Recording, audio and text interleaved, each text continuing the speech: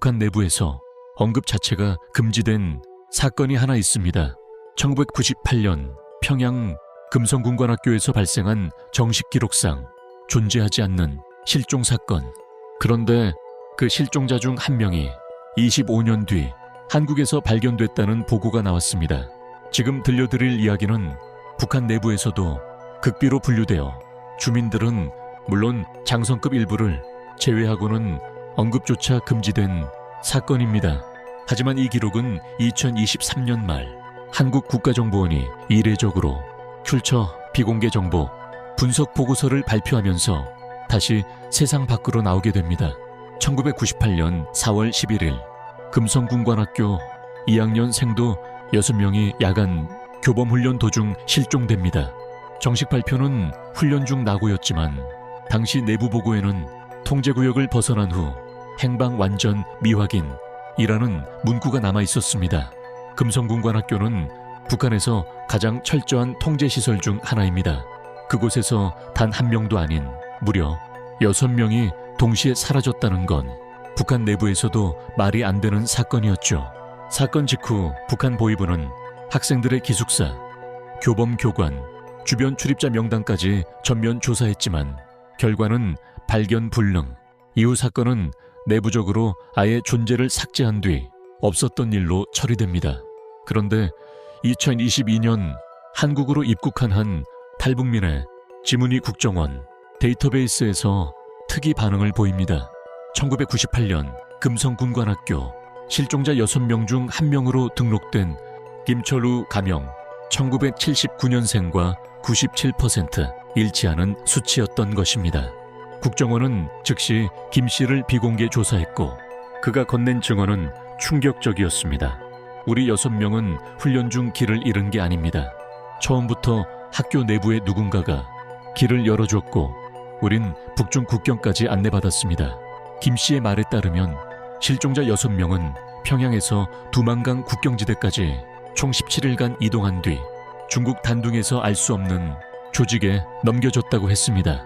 그들이 넘겨진 곳은 단순한 브로커가 아니라 군부와 연계된 정보 수집 조직이었습니다.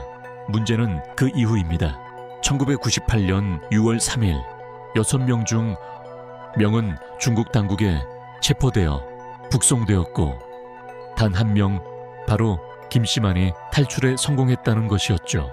국정원의 조사에 따르면 그는 2004년 교회단체의 도움으로 제3국을 거쳐 한국에 입국한 뒤 이름을 바꾸고 20년 가까이 조용히 살아왔습니다. 하지만 국정원이 그를 다시 조사하게 만든 이유는 따로 있었습니다. 그가 지니고 있던 작은 노트, 거기에는 금성군관학교에서는 절대 외부 반출이 불가능한 신뢰 교육, 문건의 일부가 적혀 있었기 때문입니다. 노트에는 다음과 같은 내용이 적혀 있었습니다. 비상탈출 경로 B2, 적 후방 임시 응어지, 후보지 7개소, 남포 안주, 자강풍계리. 이 좌표들은 북한 내부의 비밀 거점과 일치하는 정보였습니다. 즉, 김 씨는 단순 탈북자가 아니라 학교 내부의 특정 임무에 관여했을 가능성이 높아진 것이죠.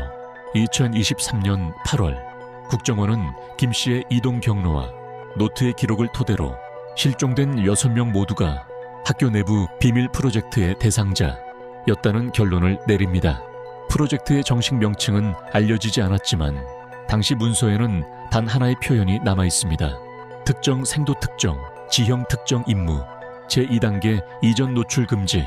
쉽게 말해 누군가가 이 6명을 어떤 목적을 위해 의도적으로 북한 바깥으로 이동시키고 있었다는 것이죠. 그 목적이 무엇인지는 아직 공식적으로 밝혀지지 않았습니다. 그리고 가장 충격적인 사실은 또 하나 있습니다.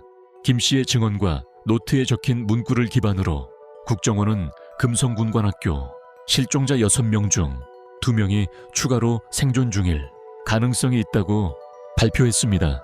그중 1명은 이미 한국에서 발견됐고 나머지 1명은 현재 동남아시아 지역에서 목격됐다는 정보가 있습니다.